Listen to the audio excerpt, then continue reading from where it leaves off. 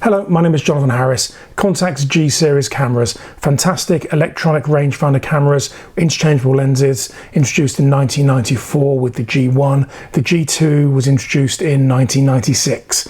This is the G2. I'm going to talk about the G2 now. It has an upgraded autofocus system.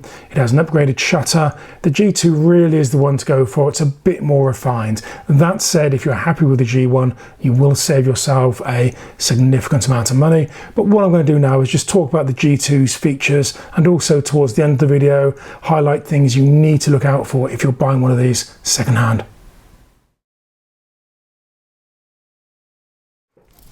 Okay, so Contax G2. Let's start at the back with the film loading. Little key just there, that pulls down, and you just twist, back pops open. Stick the film cassette in there, pull the leader across, the leader goes down there. Obviously it's a motorized wind. Once you close the back, that'll now advance to the first frame. Once you get to the end of the film, the camera will automatically rewind. If you want to rewind early, just press that little button there, and that'll rewind the film before you come to its end. Just above there, you have a connection for flash. Viewfinder, pretty straightforward. The little dial to the left is the diopter correction. On this side, you have a selector switch for continuous autofocus, single autofocus, or manual focus.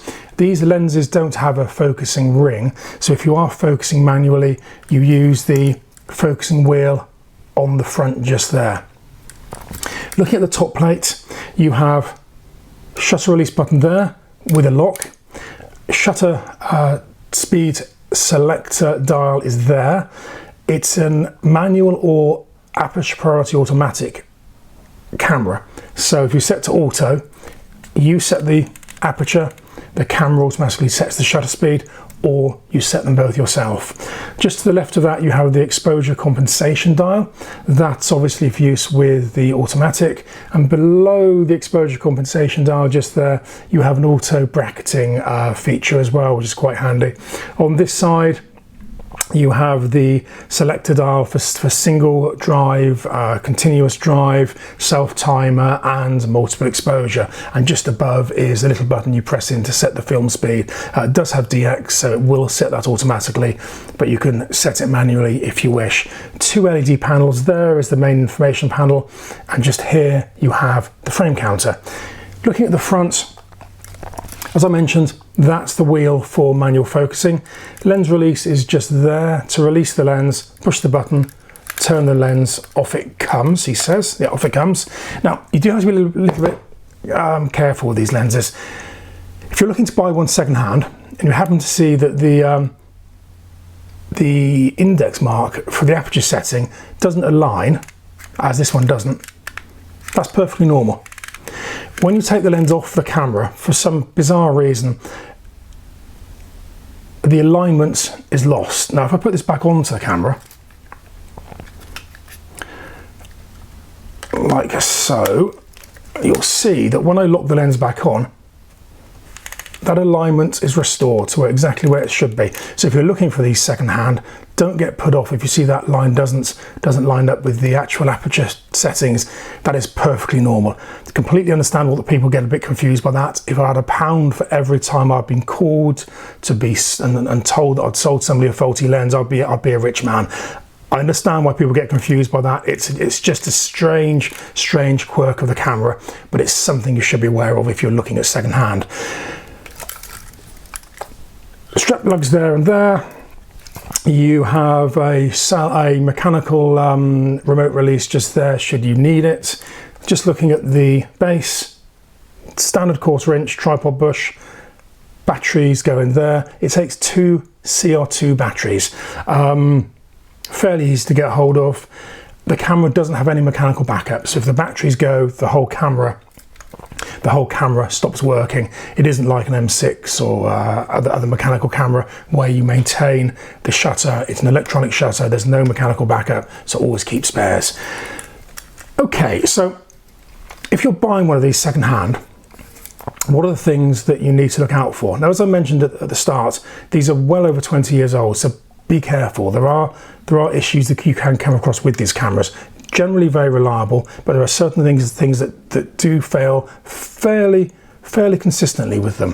First of all, now this first thing isn't anything to do with the camera, this is just down to age. Check out the foam light seals, they're all around there. Over time, that foam does break down, it becomes a sticky tar-like mess. If it has to be replaced, that's not the end of the world. I mean, you can see the foam around the window, so you can see what film we're using there. That's the easiest one to check. If it becomes sticky, not the end of the world, as I said, it can be replaced, but it's a cost, it's something worth checking.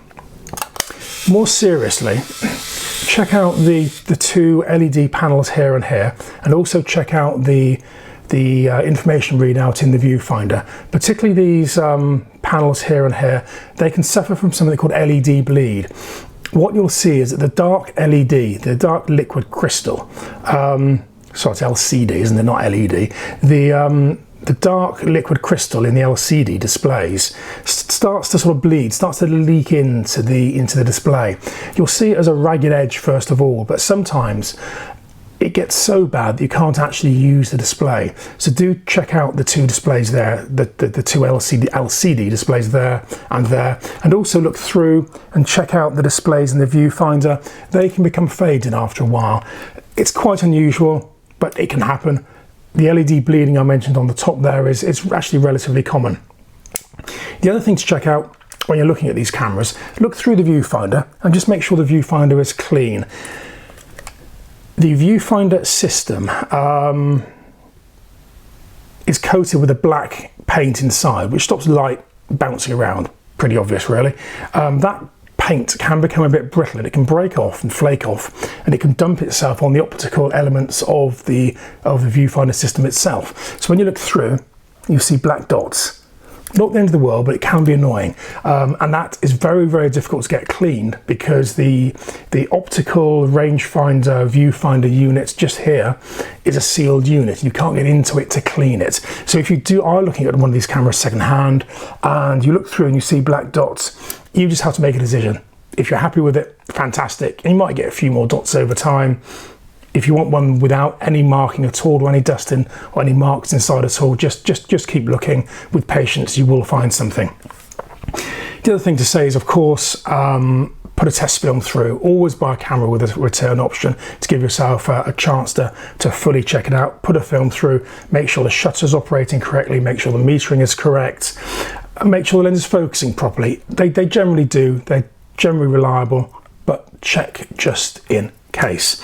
The final thing to mention, over 20 years old, Kyocera, who made Contax, went out of business in 2005. In fact, sorry, that's slightly incorrect. Kyocera stopped making cameras in 2005. So spares for this camera haven't been available for close on to 20 years.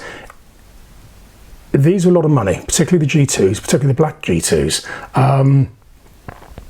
If you buy one, you need to accept there's a chance that if it goes wrong, you may not be able to get it fixed.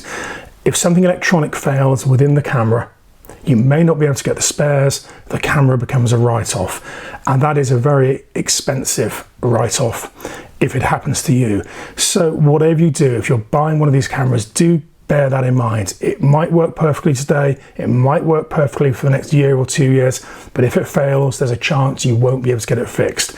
So be aware of that, and then if it happens, you just have to move on. There's nothing you can really do. On the positive side, the lenses are incredibly reliable. It's very unusual for the lenses to go wrong, so you would only need to pick up a replacement body.